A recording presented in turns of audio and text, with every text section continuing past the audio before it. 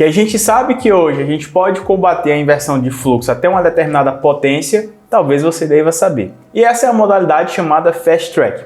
Mas o que acontece é que muitos projetistas fotovoltaicos, integradores, vendedores de energia solar, eles particularmente não sabem realmente como funciona o Fast Track, apenas sabem dizer que ele elimina a questão da inversão de fluxo. Bom, e é sobre isso que eu vou falar no vídeo de hoje. Há um tempo atrás, o Brasil vinha sofrendo muito com questões de inversão de fluxo, principalmente na CEMIG e também em algumas distribuidoras da Energisa. O que era inversão de fluxo? Ou seja, você tinha o seu projeto fotovoltaico, ele era aprovado, apesar de que o pessoal dizia que o projeto ele era reprovado, mas não, ele era aprovado, porém ele tinha ali umas ressalvas de que para poder fazer a conexão, você não poderia fazer a conexão normalmente como vinha sendo feito.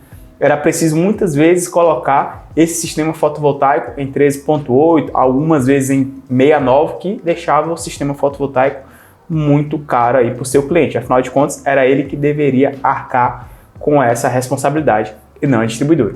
Diante disso, a ANEEL ela teve algumas discussões e ela trouxe algumas soluções em relação a essa questão da inversão de fluxo. Particularmente, ela trouxe 3, mas hoje a gente vai falar somente de uma, que é a do Fast Track.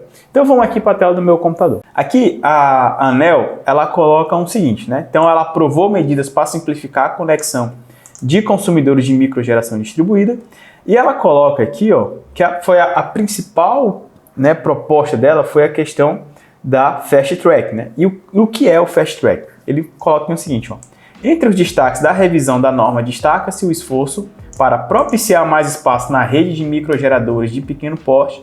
Também se destaca a aprovação da modalidade de Fast Track, que dispensa, isso aqui é muito importante, ó, que dispensa os estudos de inversão de fluxo a pedido do consumidor, caso a conexão de microgeração seja distribuída e seja utilizada apenas para a compensação da própria unidade consumidora.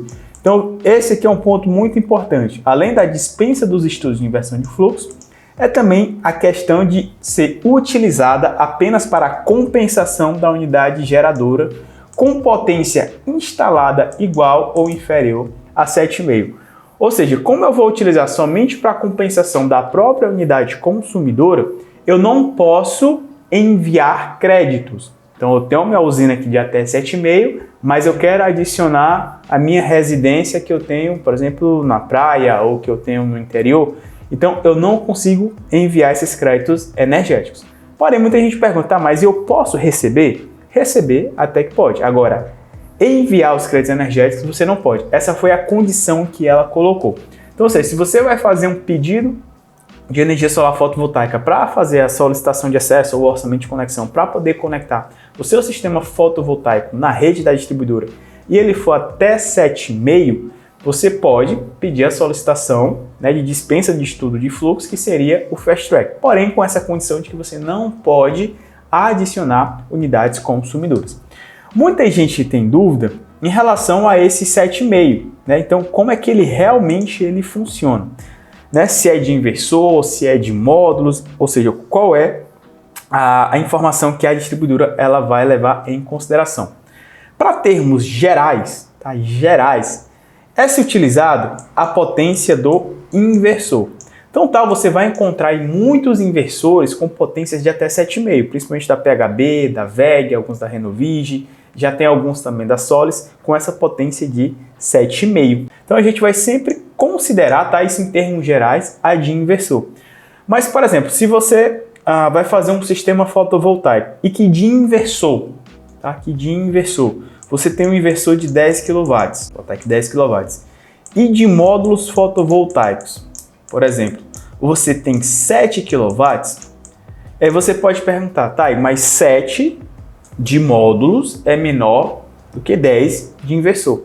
Nesse caso, eu posso também solicitar a minha dispensa de estudo de fluxo, né, de inversão de fluxo? Nesse caso, você pode, porque você vai homologar com 7 kW e não os 10 kW que seria do inversor. Então, assim, em termos gerais, porque a gente sabe que a quantidade de módulos fotovoltaicos no lado CC, ele tem de ter uma potência maior do que na saída do inversor. Então, por exemplo, no inversor de 10 kW, a gente consegue colocar 12, 13, dependendo do inversor, até 15 kW de potência. porém a saída máxima dele vai ser somente 10. Aqui acontece a mesma coisa. Se você tem aqui o seu inversor, que o seu inversor na saída dele é 7,5, porém de módulos você vai ter, vamos supor, 12 kW pico, tá? Esse aqui é um exemplo, tá, gente? 12 kW pico de entrada, mas de saída é 7,5, então você pode solicitar a dispensa do estudo de inversão de fluxo, tá? Mesmo que essa potência aqui, ela poderia ser 2 megas, 3 megas, o quanto que fosse. Mas o que vai importar vai ser a potência instalada, que é a potência de saída.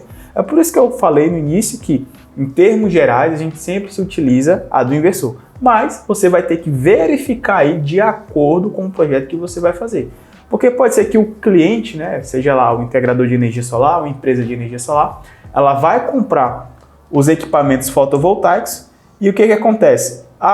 Eu não tenho um inversor de 7,5, mas eu tenho aqui um inversor de 10 e de módulos fotovoltaicos eu tenho até 7,5. Então, nesse caso, você pode estar solicitando a sua dispensa.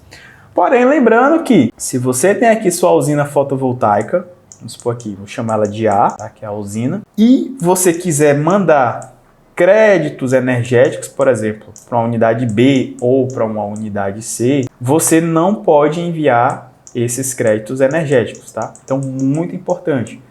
Vai fazer fast track, você não pode enviar créditos energéticos. Você só pode simplesmente utilizar aqui na sua própria usina fotovoltaica, tá? Então, essa é uma solução que foi traga aí pela ANEEL e todas as distribuidoras elas já estão atualizadas em relação a isso. Aqui, por exemplo, na CEMIG, quando você vai fazer o preenchimento do seu formulário, ó, inclusive ela até faz uma das primeiras perguntas, né? Deseja enquadrar no inciso 3 do artigo 73, que é o Fast Track? Aí você coloca, sim, desejo. Caso não, a gente coloca como não, mas se for sim, ó, ela vai até trazer aqui ó, no formulário, ó, ver os itens 8.5 e 10. E aí quando a gente desce aqui, ó, o que é que ela vai trazer? Ó? Esse aqui, ó, solicita a dispensa da análise de inversão de fluxo por enquadramento do artigo 73A, da seguinte regra, né? Modalidade de autoconsumo com potência instalada de geração igual a 7,5. E, gente, não adianta colocar o Fast Track e querer colocar um sistema de 15 kW, que a distribuidora ela vai reprovar o seu projeto, tá bom? Que aí é falsificação, né? Não vai funcionar dessa maneira. Então, por exemplo, aqui na Equatorial também, ó, ela até coloca aqui, ó, solicita a dispensa da análise de inversão de fluxo do enquadramento do artigo 74A.